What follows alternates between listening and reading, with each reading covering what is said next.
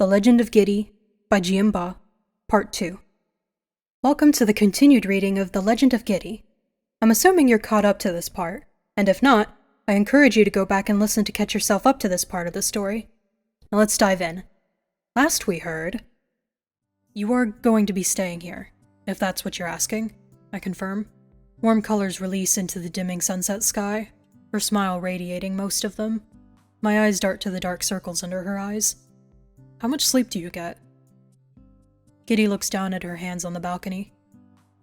She follows me curiously as I walk inside and call out for the guards. When they step inside the room, I ask, "Can you please retrieve a bed?" I don't really know what proper procedure for having a servant is. Having her sleep in the same room as me might not be normal, but it could be nice to be near someone for once. Soon we retreat to our beds. The next time I wake is in the middle of the night. Strange. It's too dark in here. I should see the city lights from the balcony. Then I distinguish the murky feeling lingering nearby. Bedsheets rustle across the room. My feet tentatively find the floor. I wade through the black and go to the eye of the storm. Giddie appears asleep. She's mostly pale, with curved stripes of black on her face. I shudder at her eyes. They're completely white, including her pupils. My mouth opens to call out, but only swallows thick, smoky black. My limbs fade into numbness and I crumple to the floor. My head rests against the ground and my eyes close again. In the morning, I'm on my bed. Giddie laughs with orange when I sit up. She points to me, and then the floor. "I was on the floor last night?" I ask. She nods. My skin shudders at the memory of her white eyes and black stripes. So it likely wasn't a dream. Unfortunately, I have other things to worry about, such as the post-games meeting today with my snotty colleague. I can ask Giddie about the white eyes later. After dressing in colorful clothes and Giddie braiding my hair, the two of us board the fastest royal ride to my meeting, the rocket sled carriage. For some time, we gaze at the blur of yellow leaves out the window. Finally, we skid to a stop at a rather presumptuous-looking castle, looming with too many turrets and chute delivery systems, the funding of which could have gone to feeding their lowland people. I swing the small door outward and the two of us step out. Briefly explaining to Giddie, I mutter, "The buff kid with the crown is part of the extended royal family. Technically he's a prince, but we're not related, and he's not quite on the same hierarchy as me. Do your best to hold back from cringing in his presence, no matter how difficult." Giddie nods fervently with a slight gray emitting from her pursed lips. As we approach the castle steps, Ben puffs out his chest.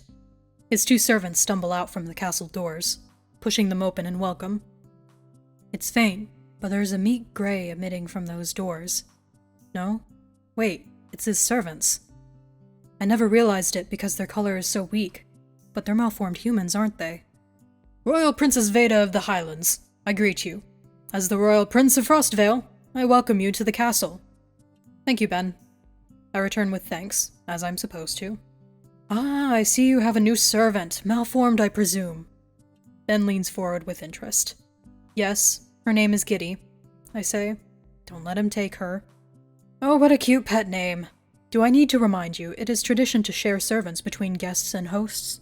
I might require its assistance for a few chores," Ben says. It's against the law to ignore this tradition, and Mother would scorn me for not obeying. Still, do I really want him ordering Giddie around? I form my words carefully.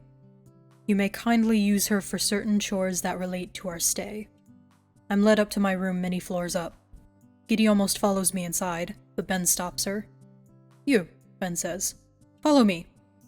I raise an eyebrow. "Where does she stay?" Ben smiles politely to me. "Where the other malformed ones stay. The dungeon." I can see a wicked smile flash across his face. I shouldn't be shocked, but my breaths start to grow uneven with anger. Is there a way I can get Giddie to escape his cruelty without breaking the law? "She is accustomed to staying nearby me to protect me." "Protect you? What can it do?" Ben steps toward me. "What, will it do something if I attack you?" Giddie looks between the two of us, startled at the question.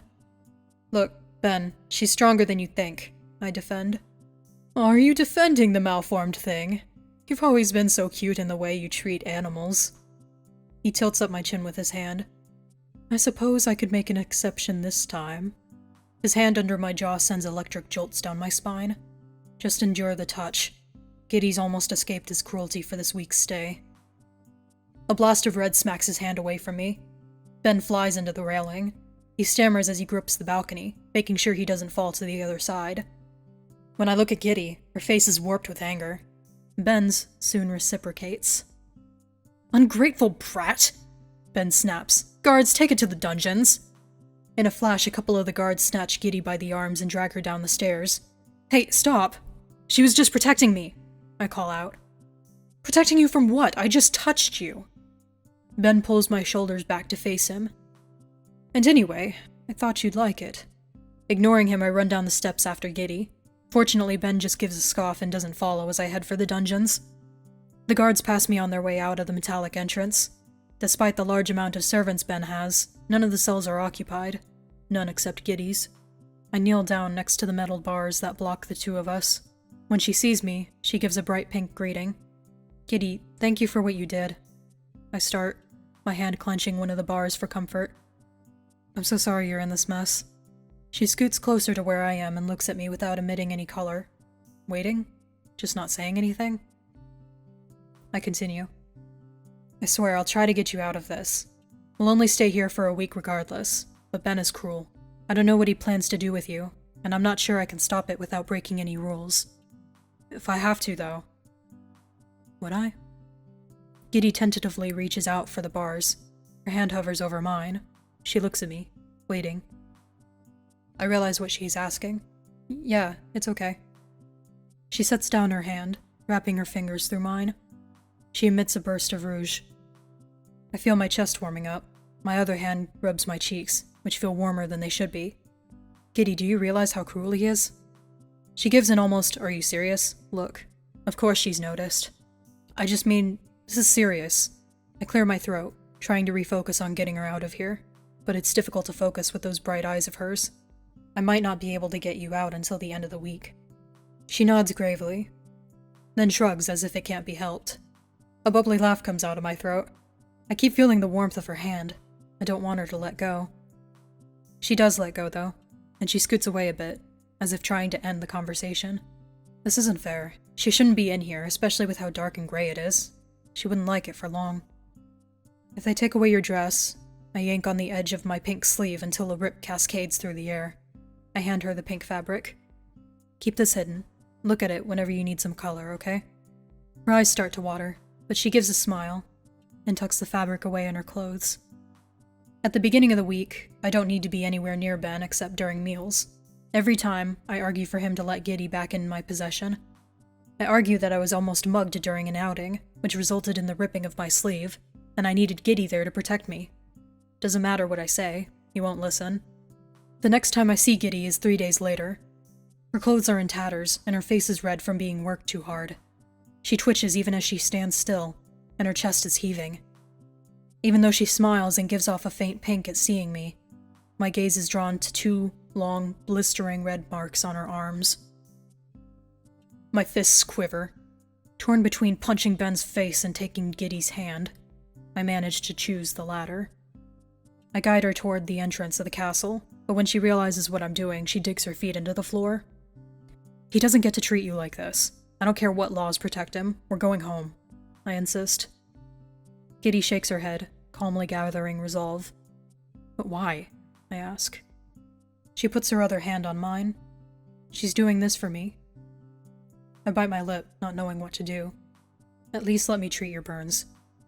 She looks at her arms, considering. Then she nods. After I receive burnt ointment from the guards, the two of us seek refuge in my room. I gently apply the ointment to her arms, which results in black sparks from her mouth.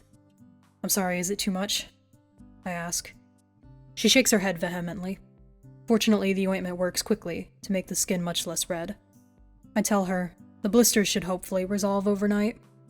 A bit of orange spurts from her, along with a slight smile showing thanks.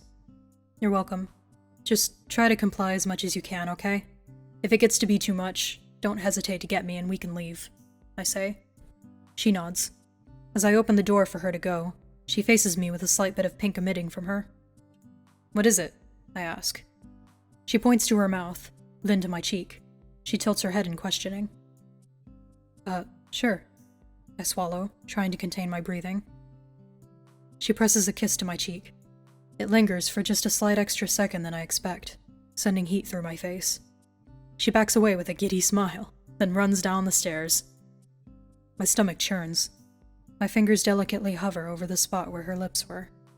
I still feel the light pressure of them there. At that evening's dinner, I'm still thinking of Giddie. But then I start daydreaming beyond a kiss on the cheek. We've held hands. She gave me a kiss on the cheek. Could we maybe, at some point, kiss? You look lost in your head, Ben notes. Why did he stop that daydream? I'm just considering joining the wrestling games next year so I can beat you. He laughs. Your humor never ceases. Speaking of, you haven't yet brought up your pet. Giddie, I correct. And you don't seem to want to listen. I can listen plenty, especially to rumors about a certain kiss between you two. I jolt. Don't show your surprise. Damn, my eyebrows moved. Fix it. So it appears to be true. His mouth twists in distaste. Well, it certainly explains why my advances have meant nothing. You have a malformed fetish. She's not malformed, I defend, and it's not a fetish. I actually like her. Do I really like her? When did this happen? Actually what? Like her? He bellows in laughter. What, can you picture marrying her someday? A malformed human as a queen? How preposterous that people would never accept her. I can't believe you're actually considering something so idiotic. I was just daydreaming about kissing her, not marrying her. But if I really do like her, it's possible that someday we could marry. But if we do, what of the people? You know what? I like her, okay? It's none of your business what happens with that. He just keeps laughing, so I walk out of the dining hall. The next day I go to see Giddie in the dungeons, but she's not there. Can't wait to know what happens next? Click on the link in the description and you can read The Legend of Giddie in its entirety. Or if you prefer the spoken version, stay tuned for the next part.